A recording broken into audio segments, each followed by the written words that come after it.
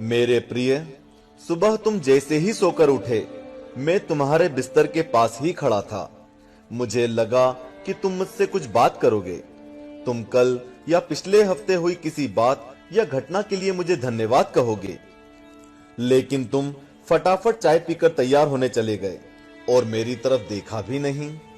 फिर मैंने सोचा कि तुम नहा के मुझे याद करोगे, पर तुम इस उधेड़बुन में लग गए कि तुम्हें आज कौन से कपड़े पहनने हैं।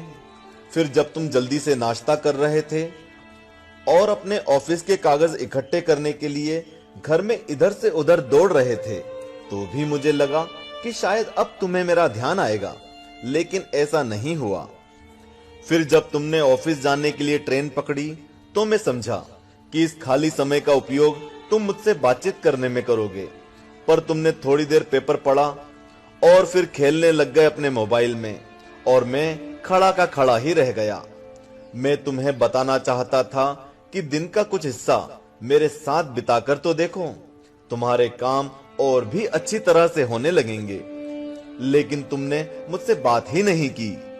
एक मौका ऐसा भी आया जब तुम बिल्कुल खाली थे और कुर्सी पर पूरे 15 मिनट यूं ही बैठे रहे, लेकिन तब भी तुम्हें मेरा ध्यान नहीं आया।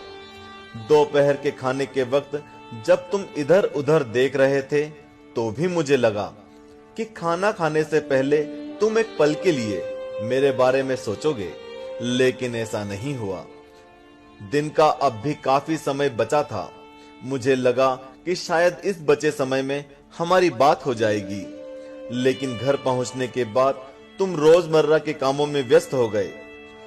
जब वे काम निपट गए तो तुमने टीवी खोल लिया और घंटों टीवी देखते रहे। देर रात थककर तुम बिस्तर पर आ लेटे।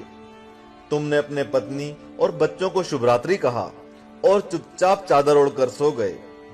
मेरा बड़ा मन था कि मैं भी तुम्हारी दिनचर्या का हिस्सा बनूं, तुम्हारे साथ कुछ वक्त बिताऊं, तुम्हारी कुछ सुनूं, तुम्हें कुछ सुनाऊं, कुछ मार्गदर्शन करूं तुम्हारा, ताकि तुम्हें समझ आए कि तुम किस लिए इस धरती पर आए हो और किन कामों में उलझ गए हो। लेकिन तुम्हें समय ही नहीं मिला और मैं मन मार कर ही रह गया। मैं तुमसे बहुत प्रेम करता हूं। हर रोज मैं इस बात का इंतजार करता हूं कि तुम मेरा ध्यान करोगे और अपनी छोटी छोटी खुशियों के लिए मेरा धन्यवाद करोगे। पर तुम तब ही आते हो जब तुम्हें कुछ चाहिए होता है।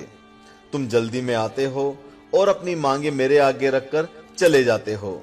और मजे की बात तो यह है कि इस प्रक्रिया में भी तुम मेरी तरफ देखते नहीं। तुम्हारा ध्यान उस समय भी लोगों की तरफ ही लगा रहता है और मैं इंतजार करता ही रह जाता हूं। खैर, कोई बात नहीं, हो सकता है कल तुम्हें मेरी याद आ जाए, ऐसा मुझे विश्वास है और मुझे तुम में आस्था है। आखिरकार मेरा दूसरा नाम आस्था और विश्वास ही तो है। तुम्हारा पिता परमेश्वर। चूंकि हमने इस वीडियो का टारगेट 1 लाख लाइक्स रखा है, तो बिना देरी